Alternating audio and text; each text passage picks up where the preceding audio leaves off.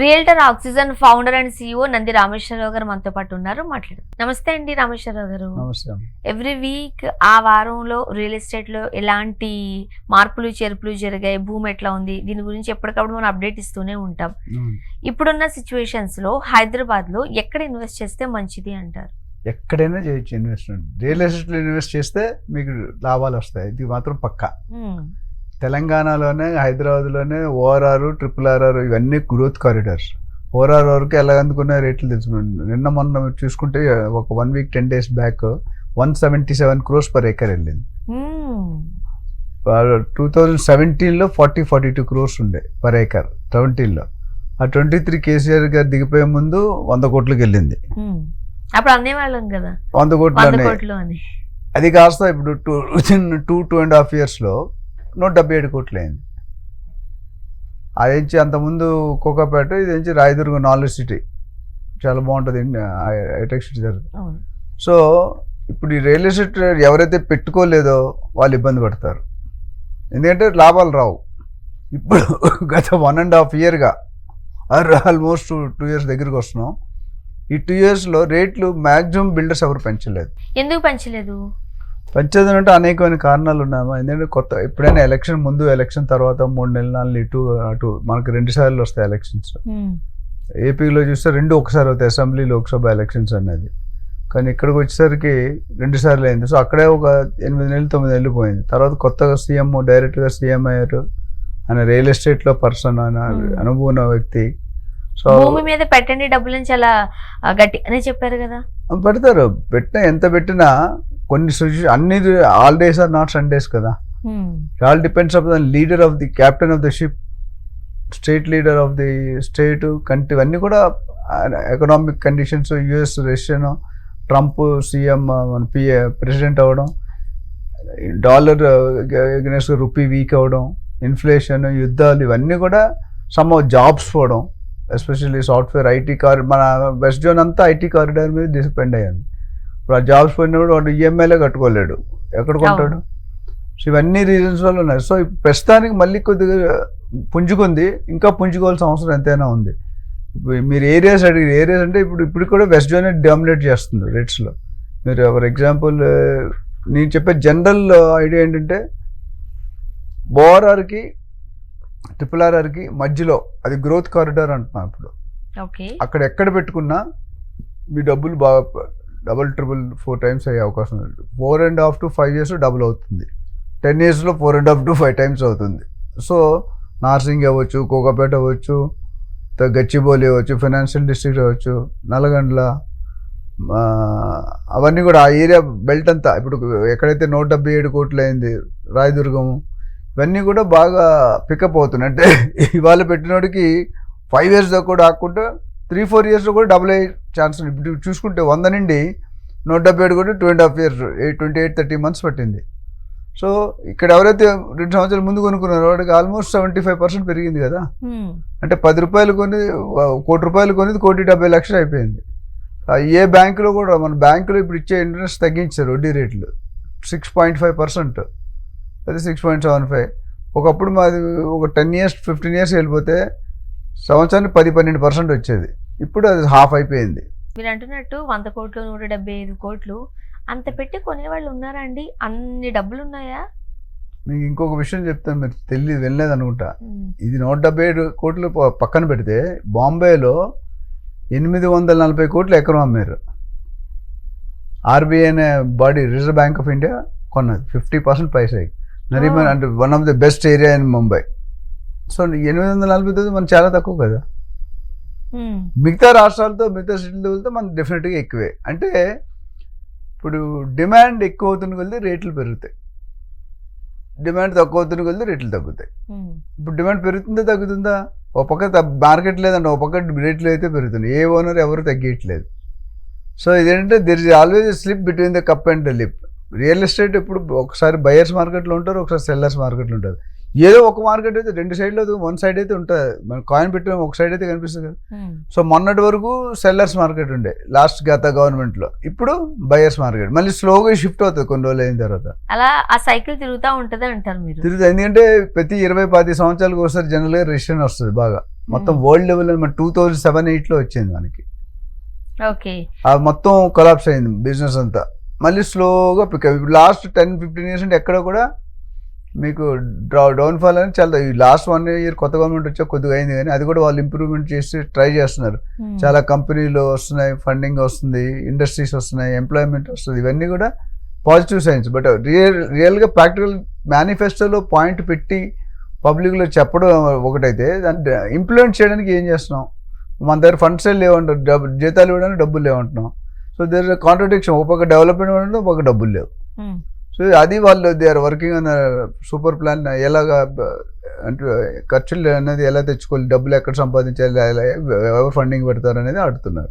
ఇప్పుడు సీఎం స్వయంగా real estate మీద మీరు ఇన్వెస్ట్ చేయండి, మీకు నేనున్న భరోసా అనేసరికి ఇంకా ప్రైజెస్ బాగా అమాంతం పెరిగిపోయాయి అంటున్నారు. డెఫినెట్గా. ఎందుకంటే 4th సస్టైనబుల్ సిటీ శ్రీశైలం హైవేలో శంకుస్థాపన చేసిన ముందు ఒక రేటు, చేస్తారని తెలిసినప్పుడు రేటు పెరిగిపోయింది, 20-30% పెరిగిపోయింది. సో అంటే ఇది ఎప్పటికీ ఒక ఫార్ములా. సోమబాబు గారు గుర్తుపెట్టుకుంటారు అందరూ రియల్ ఎస్టేట్ ఇండియాలో. రియల్ ఎస్టేట్ అంటే పెద్ద పెద్ద బాలీవుడ్ మిగతా వుడ్లన్నీ యాక్టర్స్ కంటే one of the richest person in real estate in cinema field అంటే శోభన్ గారు, దాని తర్వాత మురళీమోహన్ గారు, దాని తర్వాత నాగార్జున గారు, ఇంకా అట్లా చాలామంది ఫాలో అవుతున్నారు. సో ఆయన ఏమన్నారంటే, మనకి ఎప్పటికీ పెరిగేది పాపులేషన్, ఎప్పటికీ పెరగంది భూమి. సో 50 మీరు చిన్నప్పుడు భూమి ఎంత ఉంది, ఇప్పుడు కూడా భూమి అంతే ఉంది, కానీ ప్రజలు 50-100 crores పెరిగిపోయారు. ఎవ్రీ డే కొన్ని 100,000 మంది పుడుతున్నారు, కొంతమంది పోతున్నారు. బట్ అప్పటికి మనం నెంబర్ 1 ఉన్నాం పాపులేషన్లో. సో రేవంత్ రెడ్డి గారు రాగానే ఎక్స్పెక్టేషన్ పెంచుకున్నారు జనాలు. ఎందుకంటే స్వతహాగా ఆయన రియల్ ఎస్టేట్ పర్సన్ కాబట్టి 10-15 years ముందే ఆయన కోకపేటలో ల్యాండ్ 15 లక్షలు 20 లక్షలు ఆ రేంజ్లో కొని విల్లాలు కట్టి అమ్మిన ఘనత ఉంది దానికి.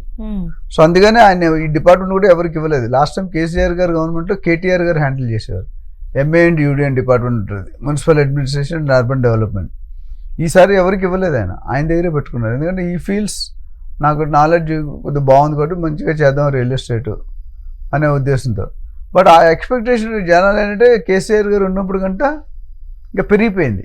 ఇప్పుడు అంటే ఇంతకుముందు రియల్ ఎస్టేట్ ఉంది, ఆ రంగంలో వాళ్ళు ఉండేవారు. ఇప్పుడు ఫార్మసీ వాళ్ళు, వేరే వేరే రంగాల వాళ్ళు కూడా రియల్ ఎస్టేట్ కి షిఫ్ట్ అవుతున్నారు.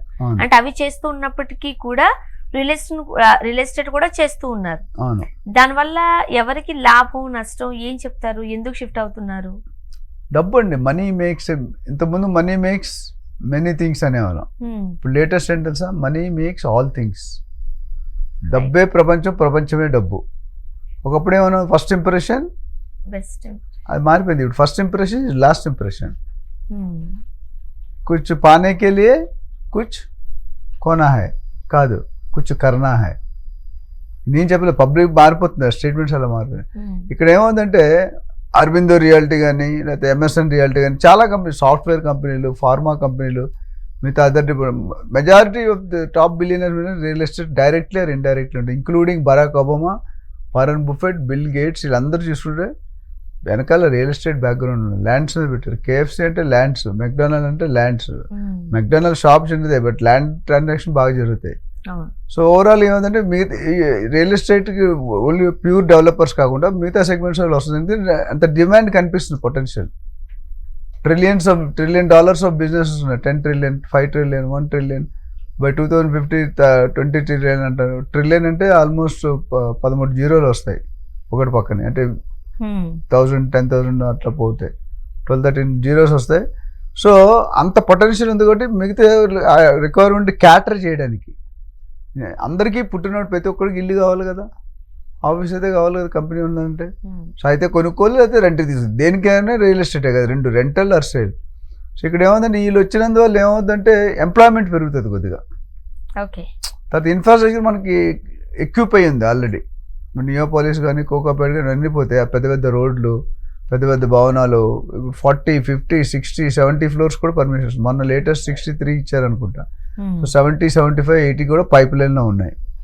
సో ఉన్నాయంటే అర్థం ఏంటంటే ఇప్పుడు ఎవరైనా బిజినెస్కి వస్తున్నారంటే వాళ్ళు రీసెర్చ్ చేసుకుంటారు కదా. ఇప్పుడు ఎవరైనా కొత్త ప్రోడక్ట్ స్టార్ట్ చేయాలనుకోండి, సపోజ్ మీరే రేపు పొద్దున్న బిజినెస్ పెట్టాలి, లేదా ఛానల్ పెట్టాలి, లేదా ఇంకేదైనా చేయాలంటే ఆ ప్రోడక్ట్కి రీసెర్చ్ చేస్తాం ఫస్ట్ మనం.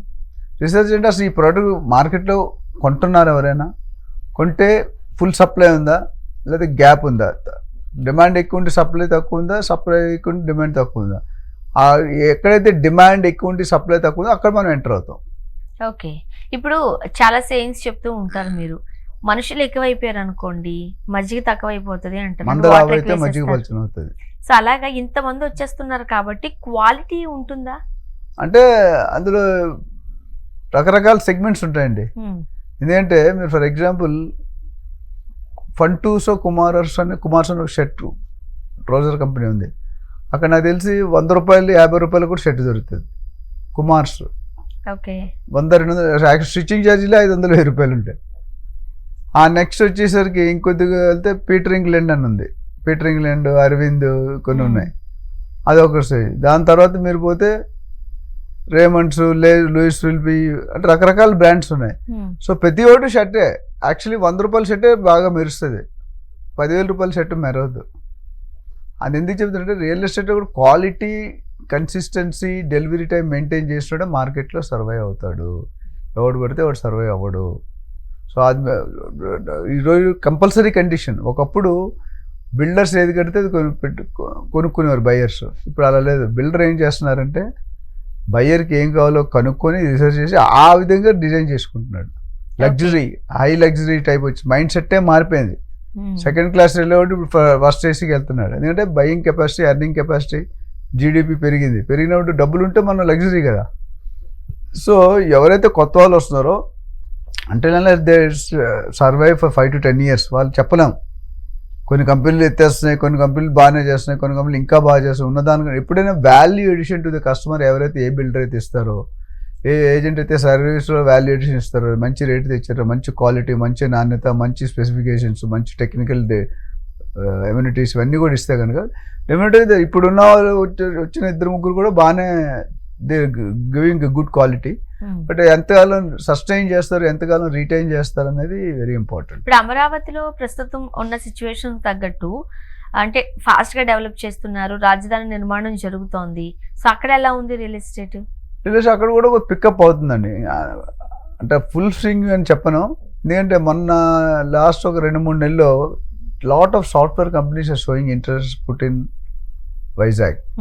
అమరావతితో పాటు Vizag is always been a stable city. ఎందుకంటే వైజాగ్ ఎప్పుడు కూడా పడిపోయింది, తగ్గింది అనేది అంటే కన్సిస్టెంట్ ప్లేయర్. క్రికెట్లో ఉంటారు ఆల్రౌండ్, కొంతమంది మ్యాచ్కి వెళ్ళంటే 50 రన్లు కొట్టుకుంటారు ఆడాడు జనరల్గా. అట్లా ఇక్కడ కూడా ఏమైందంటే Vizag has been altogether different. మన దగ్గర లేనివి కూడా వైజాగ్లో ఉన్నాయి. వైజాగ్లో సీ టు ఎయిర్ అన్నీ ఉన్నాయి, సముద్రం నుండి ఆకాశం వరకు అన్ని డిపార్ట్మెంట్లు ఉన్నాయి. మన దగ్గర లేవు, సీ లేదు మనకి. పబ్లిక్ సెక్టర్స్ కొన్ని పెద్ద ఉన్నాయి, బిఎస్పి అలాంటివి. సో ఇక్కడ అమరావతి వరకు లేకపోతే ఈ ఆంధ్రప్రదేశ్ వరకు రానున్న నెక్స్ట్ 4 years or 3.5 yearsలో డెఫినెట్గా there is going to be little pickup in terms of investors or buyers or sell. ఎందుకంటే గత ప్రభుత్వం ఉన్నప్పుడు వాట్ ఎవర్ రీజన్స్ వల్ల, అనేకమైన రీజన్స్ వల్ల కొంతమంది ఇన్వెస్టర్స్ షిఫ్ట్ అయిపోయారు. ఎక్కడికి? అటు బెంగళూరు కానీ, చెన్నై కానీ, ఇటు హైదరాబాద్ కానీ, సరౌండింగ్ ప్లేసెస్. ఇప్పుడు ఏమైందంటే మళ్ళీ ఈ కొత్త గవర్నమెంట్ వచ్చిన తర్వాత కాన్ఫిడెన్స్ రీబిల్డ్ చేస్తున్నారు. బిల్డ్ చేసినట్టు మళ్ళీ ఎవరెవరు వెళ్ళిపోయారు అంటే అందరూ వెళ్ళిపోలేదు, కొంత సర్టన్ పర్సంటేజ్. సో వాళ్ళందరూ కూడా మళ్ళీ వెనక్కి వచ్చే ప్రయత్నాలు జరుగుతున్నాయి. ఎందుకంటే ఇప్పుడు ఇక్కడ కూడా ఇన్ఫ్రాస్ట్రక్చర్ వస్తుంది, ఇండస్ట్రీస్ వస్తున్నాయి. సాఫ్ట్వేర్ కంపెనీ ఇప్పుడు గూగులే 3.3 million పెద్ద ఆఫీస్ కడుతున్నారు. ఆల్మోస్ట్ 24-25 వేల జాబ్స్ వస్తున్నాయి. వైజాగ్ అనే ఆంధ్రప్రదేశ్ అనే స్టేట్కి 25,000 జాబులు ఉంది. ఇప్పుడు చాలా అవసరం, ఎందుకంటే ఇన్కమ్స్ లేవు చాలా మందికి. వాళ్ళకి కామన్ ఇన్కమ్ ఉన్న అది కూడా పోయింది. ఇప్పుడు June 24 మన హైదరాబాద్ కామన్ క్యాపిటల్ విడదీస్తాం. ఓన్లీ తెలంగాణ క్యాపిటల్, ఆంధ్రకి క్యాపిటల్ లేదు. దానికోసం అమరావతిని బిల్డ్ చేస్తాం. సెంట్రల్ గవర్నమెంట్ కానీ, IRR కానీ, అదానీ కానీ, అంబానీ కానీ, టెస్లా కానీ, గూగుల్, యాహూ, ఫేస్బుక్ ఇవన్నీ కంపెనీలు కూడా ఇక్కడ ఏదైతే రిప్లిక్ అయిందో అక్కడ కూడా అదే రిప్లిక్ అయ్యే ఛాన్సులు పుష్కలంగా కనిపిస్తున్నాయి. సో ఇన్వెస్ట్ చేసుకున్నా కొద్దిగా వెయిట్ చేయాల్సి వస్తుంది. డెఫినెట్గా గ్రోత్ ఉంటుంది. అంటే మళ్ళీ చాలామంది ఏమనంటే నెక్స్ట్ టైం ఏమవుతుందంటే ఈ 3.5 yearsలో కూడా చాలా పెరిగే అవకాశాలు ఉన్నాయి. ఆల్రెడీ పెరిగిపోయి ఆర్టిఫిషియల్ జంప్ కొద్దిగా ఉంది. బట్ గత గవర్నమెంట్ నుండి 30,000 ఉంది, ఇప్పుడు 60,000-70,000 అయిపోయింది. ఓ 10,000 ఇటోటని 50,000 60,000కి అయితే అమ్ముతున్నారు. సో దానివల్ల ఏమవుతుందంటే ఈ ఇన్ఫ్రాస్ట్రక్చర్ డెవలప్ చేయి, ఇండస్ట్రీ వచ్చి, ఎంప్లాయ్మెంట్ వచ్చి, శాలరీస్ వస్తాయి, ఆటోమేటిక్ స్టైల్ బయింగ్ కెపాసిటీ పెరుగుతుంది. పెరిగినట్టు అన్ని ఏరియాలు ఇప్పుడు అమరావతి కావచ్చు, తాడేపల్లి కావచ్చు, కాజా కావచ్చు, మంగళగిరి కావచ్చు, అన్ని తుళ్ళూరు కావచ్చు, అమరావతికి చుట్టూ ఒక 25-30 కిలోమీటర్ కంప్లీట్గా సీడ్ యాక్సెస్ రోడ్ అని ఉంది, క్యాపిటల్ యాక్సెస్ రోడ్. అది 9 కిలోమీటర్స్ ఉంటుంది వీటితో. All governor bungalow, governor office, IAS office, high court, IAS officers, IPS, bureaucrats, all government building. Nampally వెళ్తే వరుసగా ఉంటాయి బిల్డింగ్స్. కాంగ్రెస్ పార్టీ ఆఫీస్ వెళ్తే ఎగ్జిబిషన్ రోడ్కి వరుస పెద్ద పెద్ద బిల్డింగ్ ఉంటుంది రెండు పక్కల, అన్నీ కూడా ఆల్మోస్ట్ గవర్నమెంట్ ఆఫీస్. సో అలాంటిది అక్కడ కూడా తయారవుతుంది. ఇంకా దీనికంటే బెటర్ డిజైన్లు ట్రై చేస్తున్నారు చంద్రబాబు నాయుడు గారు. వాళ్ళు ఎప్పుడు టెక్నికల్గా, ఇన్నోవేషన్గా, ఎస్పెషల్లీ ఐటీ అంటే మాత్రం చాలా మంచి పేరు ఉంది ఆయనకి. ఇప్పుడు మన నరేంద్ర మోడీ గారు కూడా ఒక స్టేజ్ మీద టెక్నికల్ ఏమైనా కావాలంటే బాబు గారిని అడిగితే సరిపోద్దని. ఆయన విజనరీ లీడర్ అంటారు, అందుకని is not a political leader, is administrator, CEO. So మనకు ఆ సిఇఓ గారు హెడ్ చేస్తున్నారు కాబట్టి కాన్ఫిడెన్స్ స్లోలీ బిల్డింగ్ అప్, ఇంకా బిల్డప్ అవ్వాల్సిన అవసరం ఉంది. You have to wait. ఇప్పుడైతే ప్రస్తుతానికి ఇన్వెస్ట్ చేసుకోవచ్చు. కాకపోతే ఇన్వెస్ట్ చేసే ముందు టైటిల్ క్లియర్, ఒక ఏజెంట్ అపాయింట్ చేసుకుని టైటిల్ క్లియర్ చూడండి, గవర్నమెంట్ పర్మిషన్ చూడండి, FTL బఫర్ జోన్ చూడండి. ఇవన్నీ చూసుకొని కొనుక్కుంటే తొందరపడి, ఎమోషన్ పడి, సెంటిమెంట్ పెడితే నువ్వు ఇబ్బందులు పడాలి. ఇప్పుడు బీచ్ కాన్సెప్ట్ అని వింటున్నామండి, ఏంటండి ఇది? అన్ని బిజినెస్ సీక్రెట్లు అండి, అందుకే బిజినెస్ సీక్రెట్ ఎట్లా చెప్పి. అంటే బీచ్ అనేది ఇప్పుడు ఏమైందంటే వెస్ట్రన్ కల్చర్ ఎట్లంటే మండే టు ఫ్రైడే నైట్ బాగా కష్టపడతారు. సాటర్డేస్ అంటే వాళ్ళ ఫోన్లు కూడా దొరకవు, ఎవరు డిస్టర్బ్ చేస్తే కూడా తిడతారు. ఆ 2 days ఫుల్గా రీఛార్జ్ అయ్యి మళ్ళీ Monday morning back to pavilion. ఇప్పుడు హైదరాబాద్ కానీ, ఇండియాలో కానీ, ఆంధ్ర, తెలంగాణ కల్చరు కొద్దిగా లగ్జరీ సైడ్ కనిపిస్తుంది. అంటే లగ్జరీ అంటే ఎందుకంటానంటే everybody wants relief, every want enjoyment. Money is there, money ఎక్కడికి పోవట్లేదు. భార్య సాఫ్ట్వేర్ భార్యకో 1,00,000, భర్తకో 1,00,000 మినిమం. 2 లక్షలతో ఎంత ఖర్చు పెడతారండి? ₹1,00,000 జాలీగా ఖర్చు, 50,000 EMI కట్టుకుంటారు. 50,000 ఇన్వెస్ట్మెంట్ మీద ఎంత కాన్సన్ట్రేట్ చేస్తున్నారో కాస్త రిలాక్స్ అవ్వాలి. ఎప్పుడు ఉరుకులు పరుగుల లైఫ్, స్ట్రెస్ఫుల్ లైఫ్. డబ్బు అనేది ఒక స్టేజ్కి వచ్చాక వాల్యూ ఉంటుందండి. ఈ బాటిల్ ఉంది, ఈ బాటిల్లో నీళ్ళు వేసి నిండిపోయి వస్తే ఏమవుతుంది? ఓవర్ఫ్లో అయిపోతుంది. What is going to. So డబ్బు సంపాదించడం ఒకటి అయితే దాన్ని మెయింటైన్ చేయడం ఇంపార్టెంట్. కారు కొనేవచ్చు, మీరు BMW కారు కొనవచ్చు మీ శాలరీకి, కానీ మెయింటైన్ చేయలేదు. ఒకసారి షోరూమ్కి వెళ్తే 2 లక్షలు బిల్లు అవుతుంది. మనకి 50,000 శాలరీ, కార్ ఎట్లా మెయింటైన్ చేస్తాం? ఇక్కడ ఏంటంటే డెఫినెట్గా బీచ్ కాన్సెప్ట్ ఏంటంటే సిటీకి చివరి భాగాలు, ఇప్పుడు వైజాగ్ అనుకుంటే ఆర్కే బీచ్ అని ఉంది, అంటే చీరాల, బాపట్ల, కొన్ని ప్లేసులు ఎక్కడైతే చెరువులు ఉన్నాయో, చెన్నై, అందరూ they want to do outing. అంటే ఫ్యామిలీతో పాటు ఫ్రైడే నైట్ వెళ్ళిపోయి సాటర్డే సండే అంటే మండే మార్నింగ్ వచ్చేయాలి. ఈ 2 daysకి స్టార్ హోటల్స్కి వెళ్తే చాలా కాస్ట్లీ అవుతున్నాయి, 15,000, 20,000, 30,000. సో అఫోర్డబిలిటీ చాలా కష్టం. ఇద్దరికే ఉంటుంది రూమ్. నలుగురు వెళ్తే 2 రూమ్ 2 తీసుకోవాలి, పిల్లలు పెద్దలు అయితే. ఇప్పుడు ఏం చేశారంటే ఎంటర్టైన్మెంట్ జోన్, రిక్రియేషన్ జోన్ అంటారు. సో దాన్ని డెవలప్ చేసి ఇష్టపడుతున్నారు ఎక్కువ. ఇప్పుడు ఇక్కడ నుండి నాకు తెలిసిన చాలామంది విజయవాడ నుండి, హైదరాబాద్ నుండి చిరాలు వెళ్ళి బీచ్ల్లో దిగుతున్నారు. నేను మొన్న వెళ్ళి వచ్చి చూసి వచ్చాను చిరాల బాపట్ల. ఆ చిన్న చిరాల బాపట్ల 10 kilometers డయామీటర్, అక్కడ 30-40 బీచ్లు ఉన్నాయి, రిసార్ట్స్. బీచ్ ఒకటి ఉంది, రిసార్ట్స్. సో ఈ బీచ్ కాన్సెప్ట్ అన్ని మనకి బాపట్ల, చీరాలలో బాగా ఉన్నాయి. వైజాగ్ లో ఆల్రెడీ ఉంది. ఈ చీరాల బాపట్ల అప్కమింగ్ అని చెప్పొచ్చు. అప్కమింగ్ ఏంటంటే మనం బిల్డింగ్ సముద్రం చూడొచ్చు, చూడొచ్చు. ఆ వ్యూ కోసం వెళ్ళే వాళ్ళు చాలా మంది. ఆ వ్యూ కోసం రేట్ కూడా ప్రీమియం ఉంటుంది. అది కూడా higher floors, ground floor fill చేయరు. 2nd, 3rd ఫ్లోర్కి వెళ్తే కొన్ని బీచ్లు అయితే సముద్రం చెరువు అక్కడ ఉంది, ఇక్కడ రోడ్డు ఉంది, రోడ్డు దగ్గర బిల్డింగ్. ప్రీమియం PLC చార్జెస్ అంటారు, ప్రీమియర్ లొకేషన్ చార్జెస్. సో అవన్నీ తీసుకొని 10,000 నుండి 15,000 రూపాయలు పర్ డే పే చేస్తున్నారు. అయితే ఈ కాన్సెప్ట్ ఏంటంటే డెవలపర్ నుంచి డెవలప్ చేస్తారు విల్లాస్ని. ఆ విల్లాస్ కొంతమంది సింప్లెక్స్ ఉండొచ్చు, కొంతమంది హై రైజ్ ఉండొచ్చు. సింప్లెక్స్ అనుకోండి ఒక 250-280 గజాల్లో ఒక 1,100-1,500 square feet 2 bedroom single bedroom కట్టేస్తున్నారు. అంటే 2 bedroom అంటే నీకు సపోజ్ 1 crore అయింది అనుకోండి, 1 crore 1.2 crores దాని రెంట్ ఇస్తారు 20,000 25,000 18,000 డిపెండింగ్ దాని సైజ్ బట్టి. అదే సింగిల్ బెడ్రూమ్ అంటే 1100 square feet. అంటే బిల్డరే అన్ని కట్టిస్తాడు, రిజిస్టర్ చేస్తాడు, మీరు మళ్ళీ వాళ్ళకి టెనెంట్స్కి రెంట్కి ఇచ్చేస్తారు. ఇచ్చినప్పుడు ఏమవుతుందంటే సంవత్సరానికి మీరు ఒక నెల రోజులు 3 వారాలు 4 వారాలు ఫ్రీగా మీకు ఇస్తాడు 1 yearలో. ఎప్పుడైనా మిగతా 11 నెలలు రెంట్కి ఇచ్చుకుంటాడు. ఆయనకి ఎంత వచ్చిందో 2 రకాలు ఉంటాయి, ప్రాఫిట్ షేరింగ్ ఉంటుంది లేదా ఫిక్స్డ్ అమౌంట్. నీకు ఎంత బిజినెస్ చేసుకుని నాకు సంబంధం లేదు. అంటే కొంతమంది ఇలా అడుగుతారు, కొంతమంది రెండూ కరెక్టే. కొంతమంది షేర్ అడుగుతారు, బిజినెస్ ఎంత అయితే అంతలో 30% 20% షేర్ ఇవ్వాలి. అది లేదు అన్నారు, రెక్కలు చూడండి ఇవన్నీ రిస్క్ వద్దు అనుకుంటే మనం ఫిక్స్డ్ అమౌంట్ నెలకి ఇంత వస్తుంది. ఇప్పుడు ఈ బీచ్ కాన్సెప్ట్ లో కొనేవాళ్ళు ఉంటారు, అమ్మేవాళ్ళు ఉంటారు, ఉండేవాళ్ళు ఉంటారు. అవును, ఎవరికి లాభం అంటారు? అందరికీ లాభమే, విన్ విన్ సిచ్యువేషన్. ఎందుకంటే ఎప్పుడు కూడా హోటల్స్ కానీ రిసార్ట్స్ కానీ 100% ఎఫిషియన్సీ ఉండదు. ఎఫిషియన్సీ అంటే నీ దగ్గర 100 రూములు ఉన్నాయనుకో, 100 రూములు రోజు 100 మంది ఉంటారు మీ దగ్గర. ఎఫిషియన్సీ అనేది 50, 60, 70% వేరీ అవుతుంది. అంటే వెరీ బ్రాండెడ్ అయితే తప్ప. ఇప్పుడు బ్రాండెడ్ హోటల్స్ కూడా రావడానికి ట్రై చేస్తున్నారు టైఅప్. ఇప్పుడు హిల్టన్ అని, పార్క్ హయత్ అని, ఇలా కొన్ని కాంటినెంటల్ అని కొన్ని హోటల్స్ ఉన్నాయి. ఆ హోటల్స్ టైఅప్ పెట్టుకుంటే పెద్ద ఐటీసీ తాజ్ కానీ. సో ఇవన్నీ ఏంటంటే కొత్తగా emerging people are ready to spend money on this concept. Go enjoy, swim, boating ఇవన్నీ చేసుకోవచ్చు. దాని మీద కొన్ని 100,000 మంది వెతుకుతున్నారు అక్కడ చిన్న ఏరియాలో. నేను I stayed there for 3 days, 2.5 days ఉన్నాం. చూస్తే అక్కడ కాన్సెప్ట్ అన్నీ ఫిల్ అయిపోతాయి. Friday, Saturday, Sundays full pack. First half of the వీక్లో కొద్దిగా 40-50% ఆక్యుపెన్సీ ఉంటుంది. సో ఓవరాల్ చూసుకుంటే 60-70% ఆక్యుపెన్సీ చేస్తున్నారు ప్రతి రిసార్ట్ వాడు. అంతే ఎంజాయ్మెంట్ వస్తుంది, రెంట్ వస్తుంది, ప్రాపర్టీ ఓనర్ నువ్వు. సో ఈ విధంగా డెవలప్ అవుతుంది. ఓకే, ఇప్పుడు కొన్ని సందర్భాల్లో ఈ కీ ఛాలెంజెస్ అని కూడా వింటూ ఉన్నామండి ఈ మధ్య కాలంలో. దానికోసం ఎక్స్ప్లెయిన్ చేస్తారా? Key challenges in real estate అనేది ఎప్పటికీ తరగని, ఎన్నటికీ తరగని మమత. ఎన్నెన్నో జన్మలు వంద పాట ఉంది.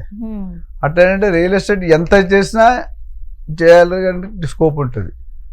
ఇన్ఫ్రాస్ట్రక్చర్ కానీ, ఎంప్లాయ్మెంట్ కానీ, ఎఫ్డిఐ ఫారిన్ కంపెనీస్ రావడం కానీ, సాఫ్ట్వేర్ కంపెనీస్ రావడం కానీ, డేటా సెంటర్ రావడం కానీ, అండ్ ఇండియాలో ప్రపంచంలోనే బిగ్గెస్ట్ హైయెస్ట్ ఆఫీసులు అన్నీ కూడా హైదరాబాద్లో, నెక్స్ట్ వైజాగ్లో కూడా వస్తున్నాయి. సో ఇవన్నీ చూసుకుంటే మనకి తగిన ఇన్ఫ్రాస్ట్రక్చర్ ఉండాలి మనం ఏదైనా పని చేయాలనుకుంటే. ఇప్పుడు ఏపీకి కానీ తెలంగాణకి ఫండింగ్ ఎందుకు ఇబ్బంది? ఇక్కడ 7 లక్షల కోట్ల అప్పు, అక్కడ 10 లక్షల కోట్ల అప్పు ఉన్నాయి. ఆ ఇంట్రెస్ట్ కట్టడానికి మళ్ళీ మనం అప్పు చేస్తున్నాం, వడ్డీ కట్టడానికి మళ్ళీ అప్పు తీసుకొని మళ్ళీ దానికి కూడా వడ్డీ కడుతున్నాం. సో ఈ ఇన్ఫ్రాస్ట్రక్చర్ అనేది కీ ఛాలెంజెస్ ఏంటంటే mind set of the customer మారిపోతుంది. Mind set of the customer అనేది మారిపోతుంది. అంటే ఒకప్పుడు 20 lakhs 30 lakhsలో ఫ్లాట్ కొనుక్కున్నారు ఒక 25 yearsలో. ఇప్పుడు కాస్త 50 lakhs 1 crore to 1.5 2 crores ఫ్లాట్కి వెళ్తున్నారు. అంటే ఎర్నింగ్స్ పెరుగుతున్నాయి, లగ్జరీ పెరుగుతుంది, మైండ్ సెట్ మారుతుంది, ఎమ్యూనిటీస్ వెస్టర్న్ స్టైల్ వస్తున్నాం మనం. వెస్టర్న్లో చూసుకుంటే హై రైజ్ కాన్సెప్ట్ అనేది వెస్టర్న్. మన దగ్గర అంత ఎప్పుడు 5 floors కంటే ఎక్కువ లేదు. First single floor, simplex, duplex, triplex, దాని తర్వాత 5 floors కమర్షియల్. కానీ ఇప్పుడు 60 floor బిల్డింగ్ కూడా రెడీ అయిపోయింది, సాస్క్రాన్ అని. ఇంకా ఫ్యూచర్లో వచ్చే ప్రాజెక్ట్స్ డిఫరెంట్ ఉన్నాయి. సో మన దానికి ఎక్విప్ చేయవలసిన ఇన్ఫ్రాస్ట్రక్చర్ బిల్డ్ చేయాలి government. Already it is on the job. ఇప్పుడు ఏ హైవే చూసుకున్నా మీరు ఓఆర్ఆర్ కట్టిన తర్వాత హైదరాబాద్ రూపురేఖలే మారిపోయాయి. ఓఆర్ఆర్ అనగానే ట్రాఫిక్ అనేది 50% తగ్గిపోయింది. గంటకి 100-120 kilometers వెళ్తున్నారు. RRR వస్తే 140-150 kilometers కూడా అంటున్నారు. ఎంతవరకు 130-140 వేసుకున్నా హాఫ్ డిస్టెన్స్ తగ్గిపోతుంది.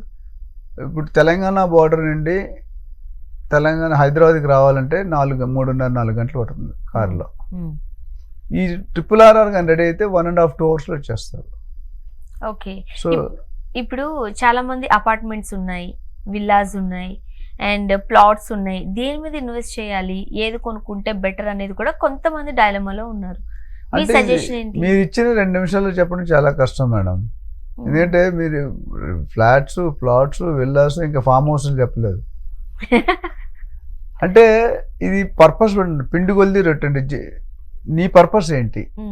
నీ అంటే ఇన్వెస్టర్, బయర్, వాళ్ళు పర్పస్ ఏంటి?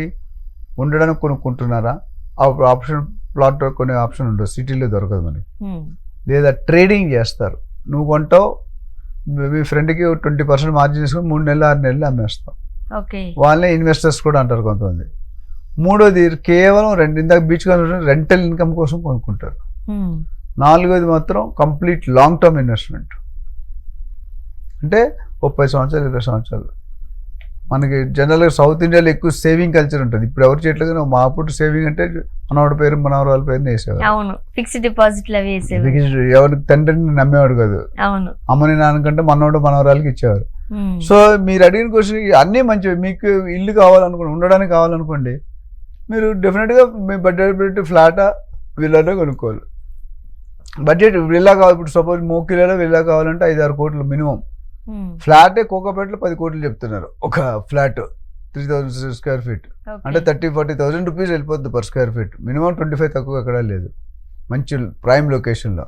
సో అలాంటప్పుడు మీకు ఏమవుతుందంటే మీ పర్పస్ బట్టి మీ స్ట్రాటజీ ఇస్తాం. రియల్టర్ ఆక్సిజన్లో ఇన్వెస్ట్మెంట్ అడ్వైస్ సెల్ అని ఉంది, 2 సెల్స్ ఉంటాయి. ఒకటి ఇన్వెస్ట్మెంట్, రెండోది ప్రాజెక్ట్ మనకి ఆక్సీ సెలెక్ట్ అని ఉంది. అందులో ఏంటంటే ప్రాపర్టీస్, చెక్డ్ ప్రాపర్టీస్ మాత్రం మనం మార్కెట్లోకి పెడతాం.